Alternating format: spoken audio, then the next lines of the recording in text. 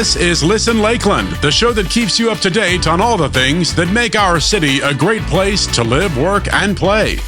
Leading today's conversation is Trinity Laurino, Executive Director of Lakeland Now, a community-supported local news organization dedicated to keeping Lakeland informed and encouraging greater civic engagement.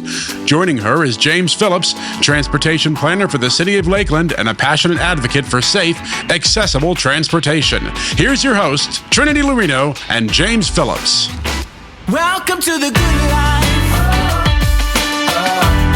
Thank you so much for joining us today. I'm Trinity Laurino, and it's great to be hosting this month's episode of Listen Lakeland alongside James. This show is an extension of Lakeland Vision.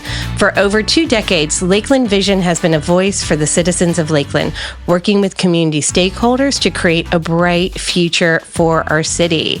So, hello, James. Hi, good morning. Good morning. So today on Listen Lakeland, we are talking about a piece of the community's vision, and that is those jobs for a vibrant economy. So we thought, who better to talk to than somebody on the front lines of this who works and is partner in a staffing agency. So I'm very excited about our guest today. It is Dianne Kaplan from First Priority Staffing. So to get us started, Dianne, tell us a little bit about the company and the work that you do. Sure. My name is Dianne Kaplan. I am co-owner of First Priority Staffing. We are a family-owned and locally owned staffing company here in Dixieland, Lakeland, and we were established in 2009. Nice. Okay. Nice. So we're getting close to 2 decades then. Yes. Yeah. We've been around for a while now. Wow. All right. Can you tell the listeners a little bit about what you do as a staffing agency? Like, who are the clients that you work with? Sure. We specialize in temp to hire, which means at the end of the term, they become permanent employees. So we don't do a lot of the day labor, short-term things. We really try to find the right partnerships that let the right candidates be at companies that they love. Nice. Yeah, I have a lot of passion for staffing agencies. Not a lot of people know this, but that's actually how I got into public service. When I was transitioning out of the military, I was having a hard time trying to, make that transition into a full civilian career. It was through a staffing agency that lent me into that temp to perm position. Yeah, staffing companies can have opportunities that might not be advertised as often out on the regular job boards. So they're a great way for people to kind of get their foot in the door. And then obviously, if you are willing to show up and show what you can do, there can be some great opportunities to keep working your way through. So what are you seeing right now in terms of like the Lakeland, job market? Are there any particular trends that stand out? Right now, we've been seeing more of the specialized labor where we're getting a lot of more specific job orders. So that's employers who are looking for a very particular skill set from the candidates, more than just the wide entry level. So that's where we can help people find those positions that are being advertised. Are there particular industries within that specialized, skill set that are kind of hot right now, or? Well, one of the things that I think some of the staffing companies like to use us for is stuff like the electricians, plumbers, where honestly, it's a pretty competitive thing for people who have those backgrounds. So when employers are looking for them, it's a little harder to find the people who are out on the open job field. So that's definitely something that we've been seeing more of. That's definitely been this recurring theme in a lot of the conversations that we've been having is this resiliency of what have been traditionally thought of as trade jobs, the plumbers and the electricians, and how in demand those positions are right now. Yes. My father is a builder, so I grew up around a lot of that. And something that him and I have talked about is people leaving the industry with not necessarily as many people coming in. And those are positions that are not easy to just throw anybody into. So when you have those skills, it's something that makes it a lot easier for you to be standing out in a wider variety of candidates. We're actually experiencing that a little bit at the city ourselves. My position that I came into was vacant for almost 2 years as the transportation planner.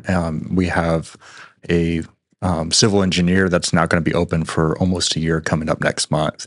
So absolutely, like these skill fields, these trades that are more specialized and require more training and education, those are the harder ones to find and retain and replace. Yeah, absolutely. Yeah.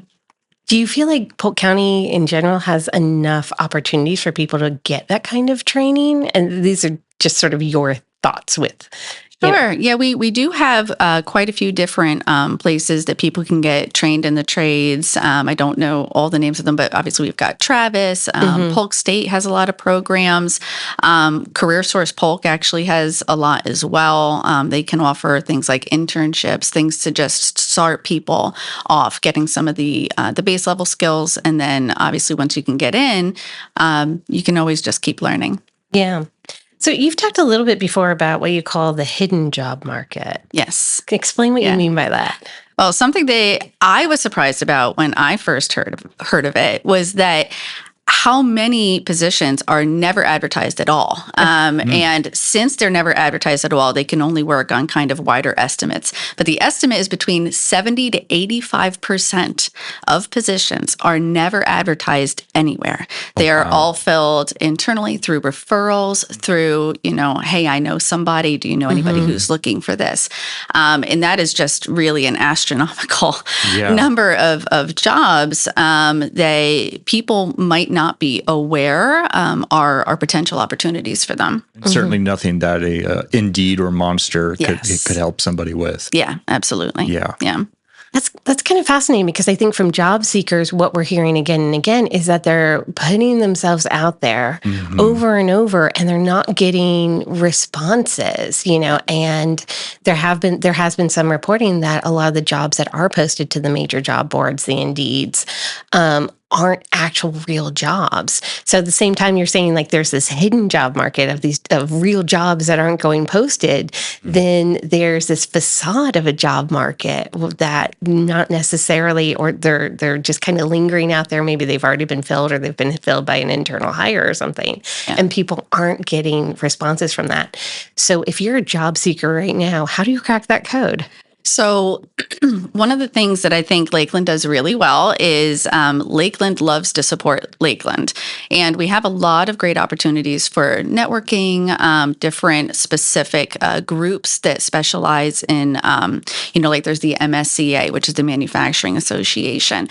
Just really starting to try to put yourself out there. The problem with just a resume is there's only so much that you can communicate through a piece of paper.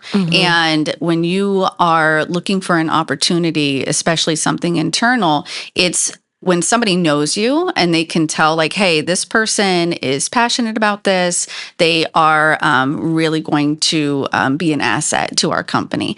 So just starting to get out there, making sure people know who you are, what you do, and then also being really transparent that, hey, I would love a position in this particular career, or I am, looking for something new. So that way people can be keeping you in mind, because people can't keep you in mind if they don't know that that's something that you want. Yeah. So can I ask you, what are the trends that you're seeing among your job seekers? Are you seeing more mid-career career changes? Is it young people? It's really kind of a mix. I see younger people who are trying to break in, and you do hear a lot of, I've gotten this particular piece of education, but I don't have the experience yet. And then sometimes the employers can let people kind of learn on the job, but then other times they need somebody who can just kind of be plug and play with it. So that can be a little bit tricky for them. And then you're also seeing people who are trying to come back into the job market. Maybe they have been off, whether they've been taking care of parents, which is something I've heard a little more often. So they've been out for a little while, and now they're trying to reintroduce themselves into a market that has changed a little bit. Yeah, I've had a couple of friends that, through circumstances found themselves back into the job market, and they're experiencing about 3 months before they could finally land something that's consistent and regular. And it's confounding to me. One of them, they had 10 plus years in transportation and logistics. They moved from Tampa to Polk County, which is now a logistics hub. They couldn't get anyone to call them back. And so now they've taken a position in a different career field, and I would argue they're now underemployed, which is just the sad thing to see, of course. Yeah, and it's kind of the dual-edged sword once people have worked their way up through a certain level of experience, because now you are a smaller piece of the pool, but you're also looking for a smaller piece of the pool, because the things that are not going to be considered underemployed, there's not as many high-up positions that are available or that have come available when you happen to be looking too. So trying to line those things up can be tricky. For sure. Yeah. Yeah. Yeah. I think one of the things that I found, and I was somebody who pivoted in my 30s, to a completely different career, and then sort of ended up pivoting back. So started off in media and television, and that was what my degree was in, and then got 15 years into that career and was so unhappy, and so I had to do that thing of like, okay, what else could I be doing with this skill set? And it was a different way of looking at my resume, going from a very experience-based resume to something that said what have I actually learned in these jobs? And trying to bring that forward so I could translate it into different industries. Is that something that you're seeing? And, and there's a second part of this too, is in doing that too, I did a lot of what, people call that sort of informational interview of there's a job that you think you want. Then you reach out to the person who has that job or hires for that job, and you say, okay, I know you don't have any openings right now, but will you just talk to me about what makes somebody good at this job? Mm-hmm. Do you think that's still an effective strategy for people? I do, because I feel like there are always common threads. I'm somebody that has actually been through several different careers. And when I tell people about it, sometimes they're surprised because they don't seem very similar on the surface of it. But when you go underneath it, there's a very common thread. And what you want to look for the common thread of what you like. And even when you are trying to switch careers, keeping in mind what you don't like, that can also be a great way to figure out, well, okay, what careers line up with these facets that I like and don't have as much of the things that I don't like. And then kind of approaching it from that angle. That's actually exactly what happened to me when I was getting out of the Army. My background was Intel, which, is very, a very nice skill set to have, but it's not as easy of a transition or translation to the civilian market. And so that's why I think I kind of struggled through trying to find myself after I got out. My wife... The moment I find out James used to be a spy. My wife looked at me, she just said, James, you just need to find a job where you help people. Mm-hmm. Mm-hmm. And, so then that kind of transitioned me into looking at, more assistant roles, executive assistant kind of roles. And my resume didn't say that. My degree didn't say that. And so it was hard for me to find that foot in the door. And, again, that's why, I really appreciate that staffing agency.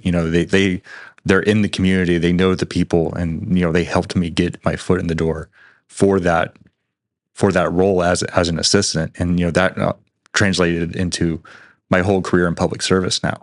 Mm-hmm. But that kind of makes the argument is, how do we get employers to look beyond what says on the piece of paper?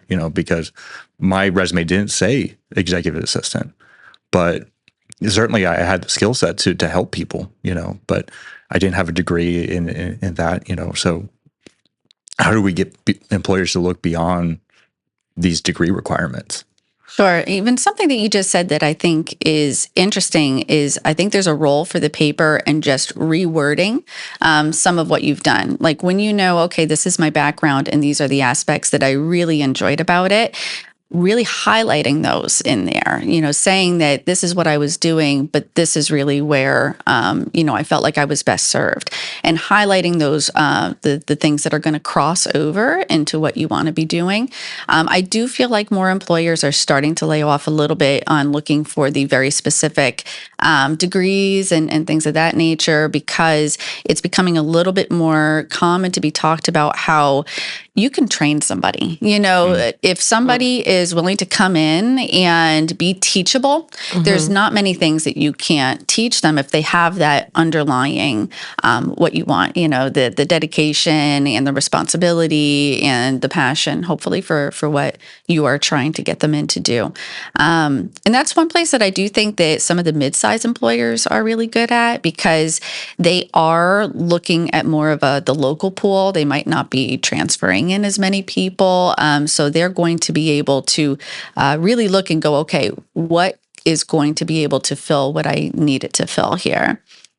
I love that quote you just said, that there's a role for the paper. Yeah. Because for me, it's like, I don't know. I always found resume writing so intimidating. You're like, how am I supposed to put all of what I am and could potentially be to an employer on a single sheet of paper? Yeah. And so I think something in that phrase, there's a role for a paper, sort of just shifted mentally for me. That it's like, it's a pitch document. Mm-hmm. Like it's a streamlined outline of what you could do, and what you have done, rather than something that is like all encompassing.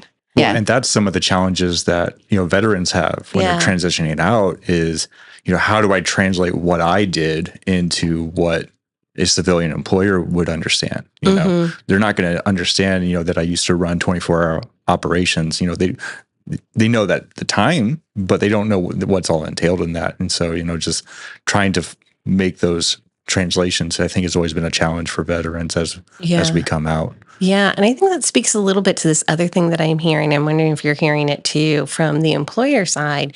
I think you touched on it a little bit, is that the importance of those soft skills and being trainable, being able to work in a team environment, and those things. I mean, I think there, like if you have military experience, like there's a lot that can get written into that, for sure. that context. But it's like, how do you demonstrate that on a resume? Sure. And it is tricky. One of the things that I have always been fascinated with is words and language, and how if you can say things a certain way, you can have somebody understand more of what you're trying to say. So I think when you are going through your past experiences, not just being like, I ran this particular machine, but saying I was able to be a cohesive unit with my team to work through these challenges, and make sure that you're kind of highlighting some of those things that would be transferable, because that is the thing with soft skills. Soft skills really can be applied wherever you go. And if someone has them, then you can really be very trainable in something. So I think really trying to choose those right words, because the resume is often going to be all they're looking at. They don't know you as a person. They don't get to see, anything outside of that. So really taking your time and not undervaluing what that piece of paper is, because that is your opportunity to really take a minute and think about, if you're reading this and you didn't know you, what would you think about what is this person going to be good at? Yeah. Yeah. You said something there that just kind of triggered a thought that just popped in, was, using the right words. As we move into this more digital space, you're hearing about employers using AI to filter out resumes. And even before AI was a thing, that people have known that employers would filter in and filter out resumes based off of certain words. I think that also adds to the value of your agencies, you're able to circumnavigate almost this kind of machine that is putting up hurdles and blocking people that would otherwise be good candidates. Yeah, and that is one of the things that, since we do talk to the employer, obviously I still always, advise people to make sure that their resumes are as good as they can make them. But we can talk to the employer and say, look, we know on his resume it says ABC, but he also did X, Y, and Z through our conversations, because we are the human connection between it. We do read every candidate's resume that comes through us. And obviously, when we have ongoing conversations with our businesses about what their priorities are, and as they shift, maybe they thought they needed one thing and then they realized they need something else on top of it. Yeah. So it's really kind of a ongoing conversation. But like even using the exact words, the resume says ABC. Yeah. And ABC is maybe what the employer is looking for, but the machine is blocking out DEF. Yeah. Yeah. So, it's just.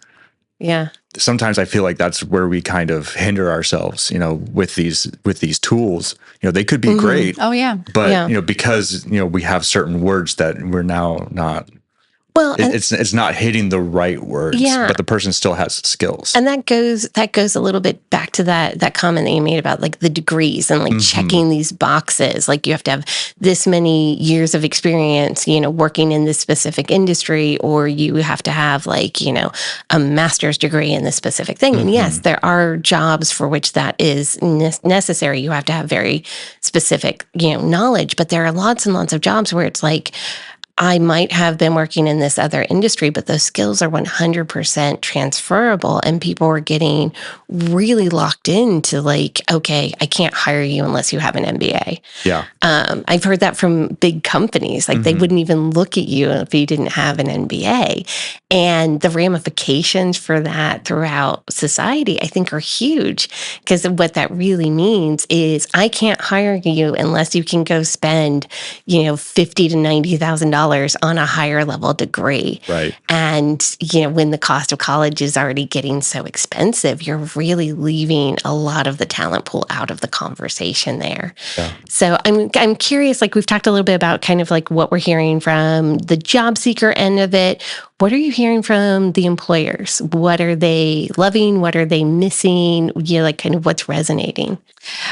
I've got to say that one of the biggest things as far as that we hear from employers is just really wanting people who are going to be dedicated.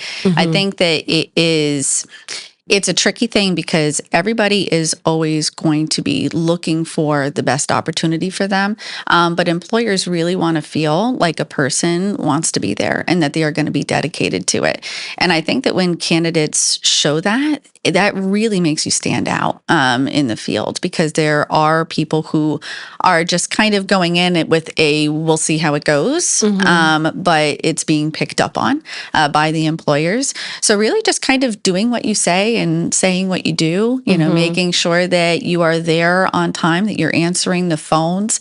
I mean, it sounds so simple, but it really is something that that we hear a lot from our employers as far as like, wow, this person is really showing that they want to be there. And that's something. And then that's also how you can move up through. Don't assume that where you start is where you're going to end up. There can be really great opportunities, especially in the companies that you want to be at. And they tend to want to do a lot of the internal hiring. So don't get too stuck on where you're starting and going like, well, I don't really want to do this forever, because it doesn't mean that you will. You might have some other opportunities if you show them that you're a person that can handle those opportunities. And that actually kind of brings into a question that I've been hearing about this trend where employers, back in the day, they used to like to see longevity in certain places. But now there's kind of almost this shift to now saying that, well, that looks like stagnation. And actually, in your opinion, do you see employers wanting to see multiple experiences so that people are more well-rounded? It is, I think there's a happy medium. I think that if somebody has taken a lot of jobs in a short amount of time without having a reason behind it, like sometimes it's, no, I was working through this is how long the assignment was or whatever. If it's too short, then that's something that the employers get concerned about, because you don't want to train somebody and invest a lot into making them a good part of your team to think that they're going to go ahead and leave to go someplace else. But at the same token, I think that the attitude of learning is something that, especially with how fast things are changing, that employers like to see, because when you are continuing to grow, then that says you can grow with us. I think if somebody, and not at the same time, it doesn't mean somebody should leave a job that they like, but a way to maybe help out with that is to continue finding other ways of new education, maybe some volunteer opportunities. So that way, even if your job itself is still having this, you can still be showing that you are growing and doing new things and progressing as a way of going like, look, I loved this job. That's why I stayed here for a long time. And I've still been growing and moving and showing what I can do. Nice. So there's not to put you on the spot, but for our listeners here, I was wondering if you knew of any resources that people could tap into for this workforce development, any kind of furthering education that might be available in the neighborhood.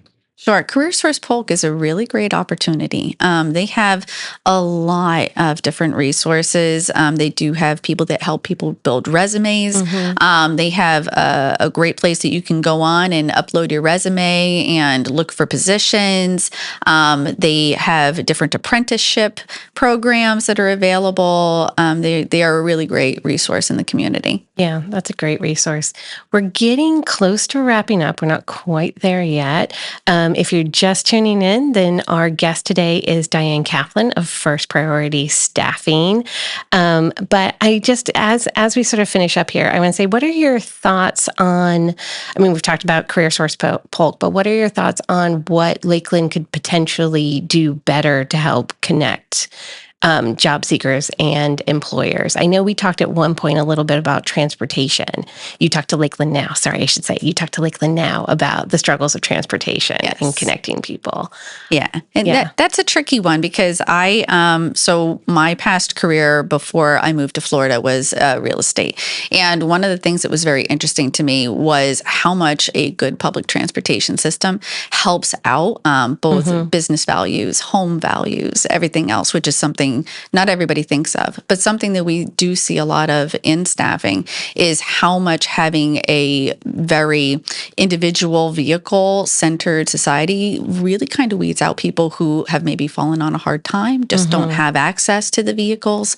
So the transportation it would be a big one because a lot of the main hiring hubs don't have great access to the public transportation right now, running the hours that people need to start work at. Yeah, because a lot of our stuff, like you said, is logistics, and those logistics, those warehouses tend to be outside of the city core and center, so you got to get there. Yeah, absolutely. Yeah. Okay. Well, James has a new segment that he's been doing. I'm going to kick it over to him. Talk about my rapid fire. The rapid fire round. I think this is really fun. So in our last minute here. What's a underrated thing to do in Lakeland? I love Garden Bistro, going for lunch and looking out on the lake and going over to Hollis Gardens to look at all the plants after that. Because I like plants. What do you think? What would you love to see happen in Lakeland someday? That is so tricky because there's so many things going on now. I feel like since I moved here, it has grown so much. I would love rock wall climbing. There's no rock wall climbing. There is actually, at least over the summer, Florida Southern College will let residents come and climb the rock wall. I think it costs like $10. Yeah. Okay. So quick plug. And then what's something that gives you hope for Lakeland's future? I mentioned earlier that Lakeland loves Lakeland. I've always been a very big believer that when people work together, there's really nothing that we can't do. And I think that Lakeland really does that exceptionally well, they really try to support each other. Nice. Yeah. Love that. That was really fun. I love that segment. I think that's a great addition to the show.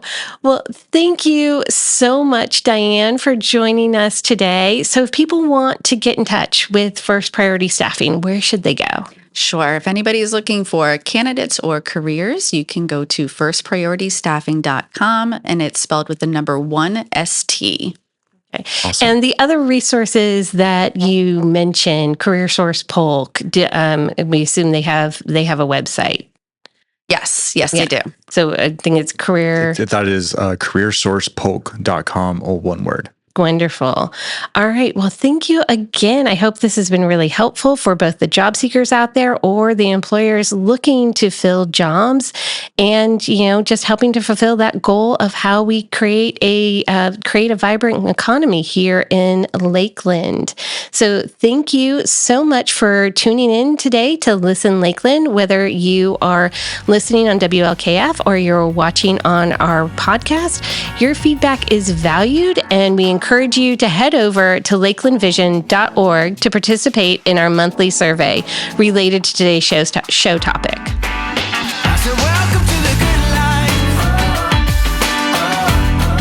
Listen Lakeland is brought to you as a collaborative project between Lakeland Vision, the City of Lakeland, and Mark Radio Lakeland, a community working together to provide an exceptional quality of life.